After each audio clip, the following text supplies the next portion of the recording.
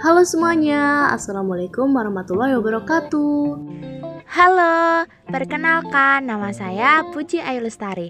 Saya dari Program Studi Pendidikan Bahasa dan Sastra Indonesia, IKI PGRI Bojonegoro. Halo semuanya, perkenalkan nama saya Winda Firdianti dengan NIM 211000044, Prodi PBSI, tingkat 2A, Institut PGRI Bojonegoro. Pada pembahasan kali ini, kita akan membahas mengenai majas. Kalian tahu nggak sih apa itu majas? Majas atau gaya bahasa merupakan bahasa kiasan untuk menjelaskan suatu kalimat agar terdengar meyakinkan. Majas berfungsi sebagai sarana mendekatkan penulis dan pembaca, meningkatkan daya tarik pembaca terhadap sebuah karya sastra, membuat suatu kalimat menjadi lebih berkesan dan dapat menimbulkan imajinasi bagi pembaca maupun penulis. Nah, bahasa yang digunakan itu merupakan bahasa kiasan atau yang tidak sebenarnya. Hal itu digunakan untuk memberikan kesan yang lebih indah dan dramatis. Adanya jenis-jenis majas akan membuat pembawaan suatu karya sastra menjadi khas. Setelah kita mengetahui apa itu yang dimaksud majas, sekarang kita beralih ke fungsi majas. Kira-kira fungsi lainnya dari majas itu apa ya? Nah, langsung aja nih kita bahas fungsinya menurut Herman Waluyo dalam buku Teori dan Apresiasi Puisi 1995. Yuk! Menurut Herman Waluyo dalam bukunya Teori dan Apresiasi Puisi, fungsi majas dibagi menjadi 6, yaitu yang pertama, penghasil kesenangan yang imajinatif. Yang kedua, sebagai imajinasi tambahan yang membuat hal abstrak menjadi lebih konkret dan dapat dinikmati pembaca.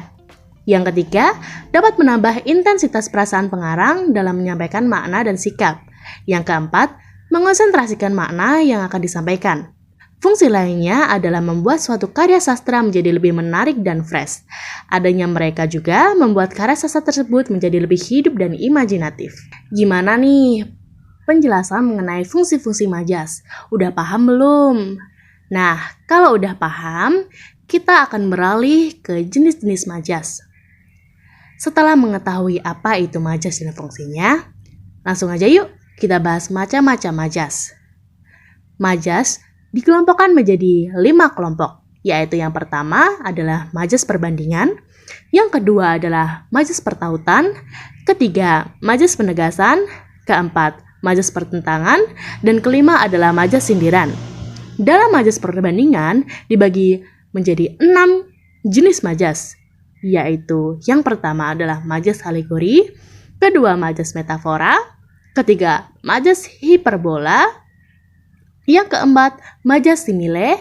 Yang kelima, majas personifikasi. Yang keenam adalah majas eufemisme. Yang kedua, adalah majas pertautan. Majas pertautan dibagi menjadi 2, yaitu majas metonimia dan majas sinekdok. Yang ketiga, majas penegasan. Majas penegasan dibagi menjadi 2 jenis, yaitu majas pleonasme dan majas aliterasi. Yang keempat, majas pertentangan. Dalam majas pertentangan dibagi menjadi 3 jenis, yaitu majas paradoks, majas antites, dan majas anakronisme. Yang kelima, yaitu majas sindiran, yang berisi majas ironi, majas satir, dan majas sinisme. Wah, ternyata banyak juga ya jenis-jenis majas. Tapi dalam pembahasan kali ini, kita hanya akan membahas 2 jenis majas saja. Majas apa aja sih?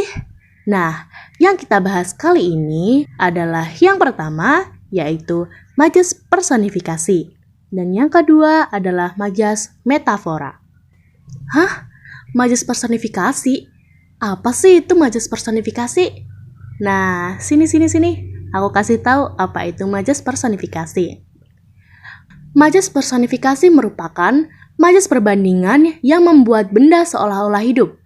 Nah, kalimat ini jadi bikin benda itu seolah-olah bisa bersikap dan bertingkah laku seperti manusia. Selanjutnya, kita akan beralih ke tujuan dan ciri-ciri dari majas personifikasi. Majas personifikasi juga ada tujuannya loh. Tujuan dari majas personifikasi yaitu untuk memberikan bayangan atau angan menjadi sebuah gambaran yang nyata. Sederhananya gini, Majas personifikasi dapat membuat karya sastra menjadi lebih hidup. Selain itu, penggunaan majas personifikasi dalam karya sastra juga dapat menambah estetika suatu ungkapan. Dengan begitu, sebuah karya sastra menjadi lebih indah. Gimana nih? Udah paham belum dari tujuannya? Tujuan dari majas personifikasi. Kalau udah paham, kita lanjut lagi yuk ke ciri-ciri dari majas personifikasi. Ciri-ciri dari majas personifikasi itu, yang pertama, berupa sifat atau sikap yang ada pada manusia.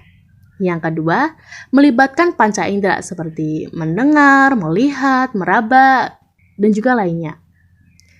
Yang ketiga, banyak digunakan dalam lagu dan puisi.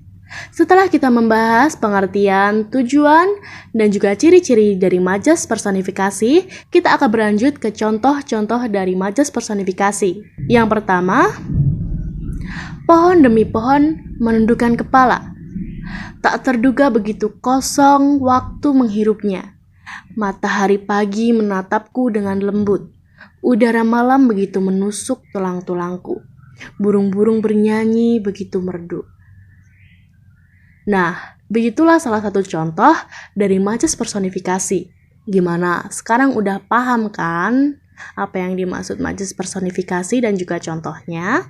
Setelah kita membahas mengenai majas personifikasi, selanjutnya kita akan menuju ke topik yang kedua, yaitu majas metafora yang akan disampaikan oleh Kakak Ayu. Kakak Ayu dipersilakan. Terima kasih Kak Yunita. Gimana nih teman-teman? Kalian sudah mengerti belum tentang majas personifikasi? Kalau sudah, yuk kita mengenal tentang majas metafora. Menurut kalian, majas metafora itu apa sih? Majas metafora merupakan bagian dari majas perumpamaan. Majas metafora dapat diartikan sebagai majas yang menggunakan perumpamaan terhadap dua hal yang berbeda, namun memiliki sifat yang sama. Selanjutnya, yuk kita ketahui tentang ciri-ciri majas metafora. Majas metafora itu tidak menggunakan kata hubung di dalam kalimatnya. Majas metafora menggunakan kata asli dalam mengumpamakan sesuatu. Majas metafora merupakan kiasan yang membandingkan objek tertentu dengan objek lainnya. Dan yang terakhir, majas metafora membandingkan sesuatu tanpa menggunakan kata-kata pembanding. Setelah mengetahui pengertian dan ciri-ciri dari majas metafora, mari kita menginjak ke jenis-jenis majas metafora. Majas metafora terbagi menjadi dua jenis. 1. Majas metafora in prasentia. 2. Majas metafora in absentia. Kira-kira apa ya pengertiannya?